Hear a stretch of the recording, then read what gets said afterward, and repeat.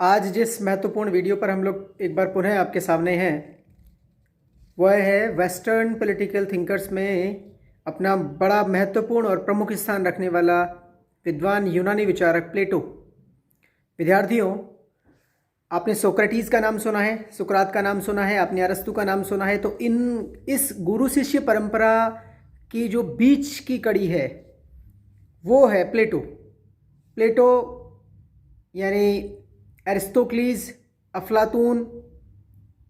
Actual में जो प्लेटो नाम है वो प्लेटो के शारीरिक शिक्षक के द्वारा दिया गया था।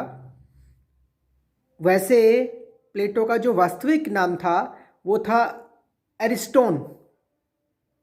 ठीक है, प्लेटो का वास्तविक नाम क्या है? अरिस्टोन। और प्लेटो जो उपाधि उसके शारीरिक शिक्षक ने उसको दी, उसके पीछे उसकी वजह है उसके कंधे का चौड़ा होना। जो पुष्ट शरीर वाला और चौड़े कंधे वाला, चौड़े सिरे वाला जो प्लेटो था, उसका नाम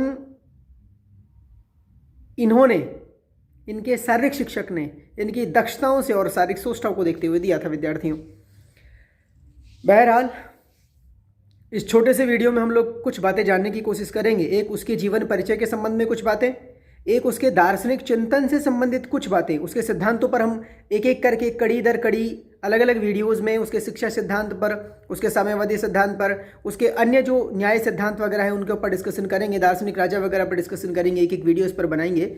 उससे पहले अभी केवल उसके जीवन के संबंध में और उसके दर्शन का जो मूल है या जो क्या ढूंढना चाहते हैं प्लेटो अपने विचारों में, क्या क्या दिखाना चाहते हैं, उस पर ये छोटा सा एक वीडियो हम लोग तैयार करने की कोशिश विद्यार्थियों करेंगे। विद्यार्थियों, प्राचीन समय में यूनान में दो बड़े महत्वपूर्ण नगर होते हैं, दो बड़े नगर होते हैं जिनकी अपनी सभ्यता थी, अपनी संस्कृति थी। एक का नाम एथेंस था और एक का नाम स्पार्टा था। एथेंस जो है वो विद्यार्थियों वहाँ लोकतंत्र था और स्पार्टा में जो है निरंकुश तंत्र था। देखिए, प्लेटो के विचार में जो द्वंद्व चल रहा है, प्लेटो के दिमाग में जो द्वंद्व चल रहा है वो क्या चल रहा है? एथेंस में उस समय प्लेटो पैदा हुआ है और एथेंस में वहाँ की जो परिस्थितियाँ हैं वो इस तरह की है कि वहाँ 30 आतताइयों का शासन है। क्या है? वहाँ 30 आतताइयों का शासन है एथेंस में, और स्पार्टा में निरंकुश तंत्र है। लेकिन स्पार्टा के सामने एथेंस घुटने टेक रहा है। कैसे टेक रहा है? क्योंकि वहाँ निरंकुश तंत्र है तो एक व्यक्ति फैसला लेने वाला है, अपनी मर्जी का कार्य करने वाला है, और ऐसे में शासन से संबंधित कार्यों में गति है, निर्णय सर्वमान्य है। और एथेंस के ऊपर जो लोकतंत्र की दृष्टि से जो अच्छा उस समय का नगर राज्य था, उस पर भारी पड़ता चला जा रहा है स्पार्टा। और ऐसे समय में प्लेटो जो है सोक्रेटिस की अकेडमी में पल बढ़ कर के बड़े होते हैं। जो सुकरात है, सुकरात की जो उन्होंने रखा था अपना शिक्षण संस्था जो थी, उसमें प्लेटो पल बढ़ करके बड़े होते हैं। और उसी प्लेटो की आंखों के सामने अपने गुरु को यानी सुकरात को वही 30 आतताई है वो किसी बात विशेष पर दोषी करार देते हैं और विष का प्याला पिला करके अपनी आंखों के सामने प्लेटो अपने गुरु को विष पीने से मरते हुए दिखता है। विद्यार्थियों, ऐसे समय में प्लेटो का दिमाग जाग उठता है और वह विचार करता है कि कहीं ना कहीं एक ऐसी शासन व्यवस्था ढूंढी जाए, कोई इस तरह की शासन व्यवस्था ढूंढी जानी चाहिए जो ना तो निरंकुश तंत्र में विश्वास रखने वाली हो और ना ही लोकतंत्र की कमियों से लबरेज हो। अब इसके लिए वह क्या करता है? एक कल्पना करता है। कल्पना क्या करता है? एक दार्शनिक राजा होना चाहिए और उसके हाथों में बागडोर होनी चाहिए राज्य की। एक ऐसा राज्य तलाशने की वो कोशिश करता है जो न्यायपूर्ण व्यवस्था पर आधारित हो। ऐसा राज्य तलाशने की कोशिश करता है जिसका आधार न्याय हो और उसमें शिक्षा व्यवस्था और साम्यवादी व्यवस्था, ये दो परिकल्पनाएं उसकी विशेषता होती है। एक उसका एजुकेशन सिस्टम और एक जो कम्युनिस्ट वाला सिस्टम जो उसने अडॉप्ट करने की बात कही। उसने बताया कि ऐसे ऐसे साम्यवादी व्यवस्था और शिक्षा व्यवस्था को अगर आप अडॉप्ट करोगे तो एक न्यायपूर्ण राज्य की स्थापना कर पाओगे, और वो न्यायपूर्ण जो राज्य है वो दार्शनिक राजा के द्वारा शासित होगा। और ऐसे में राज्य फलीभूत होगा, राज्य अच्छे हाथों में होगा, राज्य सुरक्षित होगा। और भी कई बहुत दार्शनिक जो बेसिक से विचार प्लेटो के हैं वो भी इस संबंध में बड़े महत्वपूर्ण है। विद्यार्थियों देखो, सबसे पहले प्लेटो ये कहने वाले हैं कि राज्य क्या है? राज्य व्यक्ति का विराट रूप है।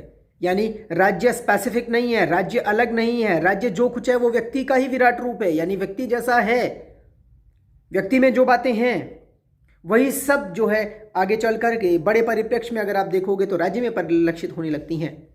राज्य कोई बाहर की वस्तु नहीं है। वो कहता है कि राज्य बलूत या पहाड़ों से या इनके वृक्षों से पैदा नहीं होता, राज्य वही है जो आपके मन में छिपा हुआ है, यहाँ व्यक्ति के जो दिल में है वो है, कॉन्शियस में जो है उसके में वो राज्य है। इसके अलावा भी जो है प्लेटो कई अन्य बातें इस तरह की कहता है, जैसे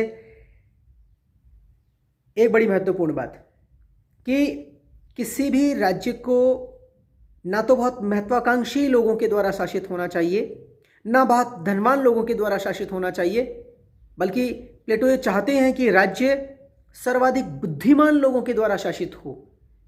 प्लेटो कैसा चाहते हैं, कैसा राज्य चाहते हैं? प्लेटो ऐसा राज्य चाहते हैं जो सर्वाधिक बुद्धिमान लोगों के द्वारा शासित हो।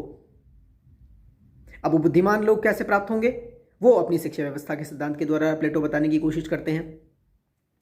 इसके अलावा एक बड़ा महत्वपूर्ण जो बात है प्लेटो की कही हुई, separation of political power and economic power. हम यूं कहें कि राजनीतिक अधिकार और आर्थिक शक्ति के बीच में यदि पृथक्करण है तो तय मानिए आप शासन सुगमता से कर पाएंगे।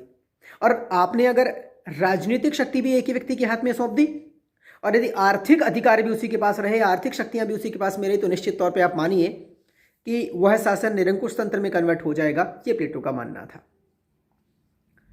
तो विद्यार्थियों, एथेंस और स्पार्टा वाला स्ट्रगल, अपनी आंखों के सामने सोक्रेटिस का जहर पीना, इन सब विचारों से, इन सब घटनाओं से उद्वेलित होने के बाद प्लेटो के दिमाग में ये बात पैदा हुई कि कैसे एक आदर्श राज्य का निर्माण किया जाए और उस आदर्श राज्य में जो न्याय पर आधारित होगा उसमें एक निर्धारित शिक्षा प्रणाली हो और एक निर्धारित जो व्यवस्था है, जो साम्यवादी व्यवस्था प्लेटो करना चाहते हैं वह हो, और सर्वाधिक बुद्धिमान यानी दार्शनिक लोगों के द्वारा शासित वह राज्य होना चाहिए। ऐसी राज्य की परिकल्पना जो है प्लेटो तत्कालीन यूनान में करते हैं।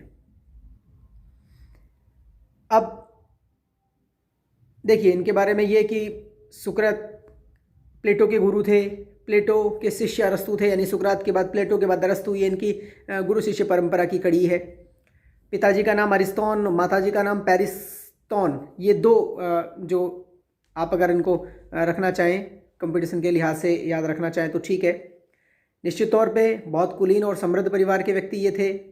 शारीरिक शिक्षक ने आपको जो है अरिस्तोक्लीज के नाम से जाना था, और ये यूनानी शब्द हैं या ये यूनान के थे। ये बातें आपको मोटी मोटी प्लेटो के जीवन परिचय के संबंध में याद रखनी चाहिए विद्यार्थियों। आगे हम लोग एक एक करके प्लेटो के संबंध में जो सिद्धांत हैं उन सब के ऊपर चर्चा करेंगे।